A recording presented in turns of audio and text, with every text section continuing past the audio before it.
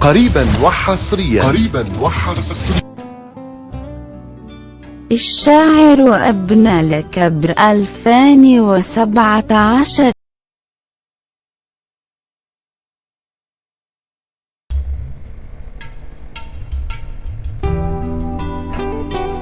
يتارسني الضوء بلا صوت، من يمر على البيبان يقارن الكتاب يموت، من يغفى بحضن عميان يناسين الحرق بالروح، إذا أسولف تشن بسوالف الدخان، شايل صوتك ببالي. على شيل الجفاف يتونس الدفان، ما مجبور تضحك وشي ما تلسان، وانا انسان عندي لسان. على باب الجفن دمعات يقروني،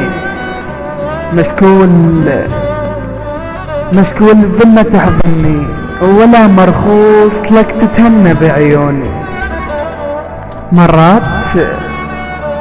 مرات القطار يصير راحة بال للي عنده قلب متعوب،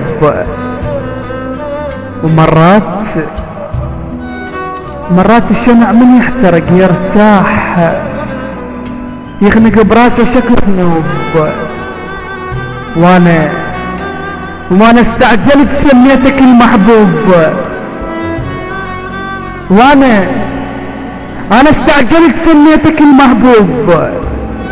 يا خطار مرت جفني وتعد، فضحني ونزل دموعي وترك بالروح كما صياح. والبطران يسألني شو وقت ترتاح،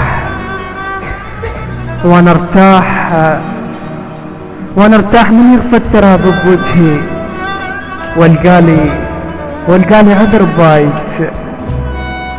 يسلع ذكرياتك حيل من روحي، ولو هو العمر بايت، ولو هو قطار الشيب مستعجل وكل راسي. كل شي البي يقول لك مات، بس ما ميت احساسي. بعد بالليل صفناتي على قد الماي، ما محتاجهم واللي يرحل بعذره.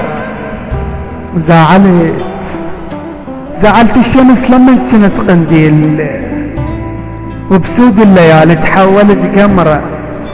ربعي قد مواقف عدهم يظنون، نعم صحبة محابس فاقد الشذرة. مشيت بكل حزن، هم للفجر جناز، ومشوا طعنا على ظهر بحافر المهرة. ما بيهم وفي، والكاس نفس الكاس. أجامل ليش ناس وجوههم صفرة.